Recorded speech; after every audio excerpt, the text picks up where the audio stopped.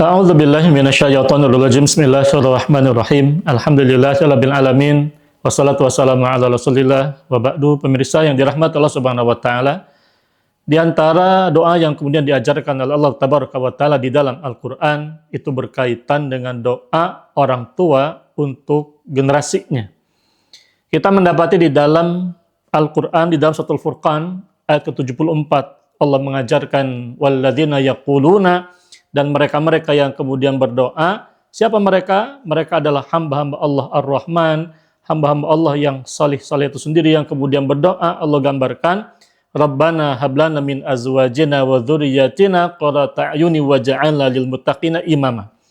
Wahai Rabb kami, Rabbana hablana, anugerahkan kepada kami, min azwajina, dari pasangan-pasangan hidup kami, wa dzurriyyatina, dan juga anak keturunan kami, qurrata a'yunin, yang kemudian Allah jadikan, engkau jadikan ya Allah sebagai hiasan mata.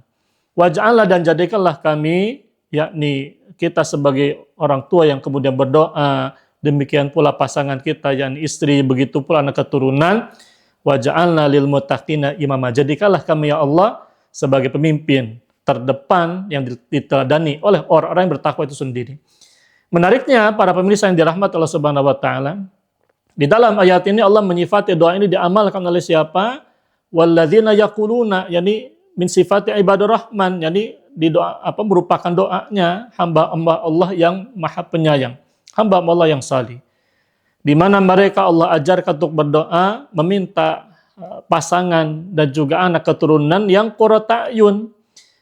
Lafal qurrata a'yun, kata para ulama kita termasuk juga Asy-Syaikh Al-Sabuni di dalam kitab Shafut Tafasir beliau menjelaskan qurrata a'yun yang dimaksud adalah yakni pasangan dan juga anak keturunan yang kemudian Allah jadikan mereka senantiasa di dalam ketaatan sehingga menyenangkan bagi orang-orang yang beriman itu sendiri.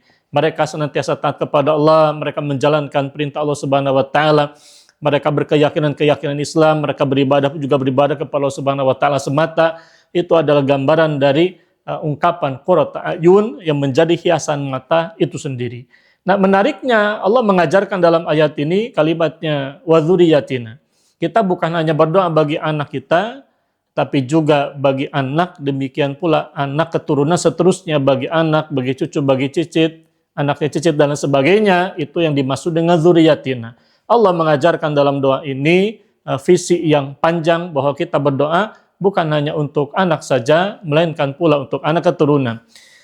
Menariknya, ditambahkan di dalam gambaran ayat ini, Allah Tabaraka wa Ta'ala mengajarkan, waja'alna, dan jadikanlah kami, yakni kita yang berdoa, pasangan kita, dan juga anak keturunan kita, bukan sekedar orang yang bertakwa, tapi menjadi pihak yang terdepan di dalam hal ketakwaan itu sendiri. Allah mengajarkan, waja'alna lil muttaqina imama, dan jadikanlah kami sebagai orang-orang yang terdepan, diikuti, menjadi imam bagi orang-orang yang bertakwa. Kalimatnya dalam ayat ini bukan waja'alna imaman lil muttaqin, tapi waja'alna lil muttaqina imama.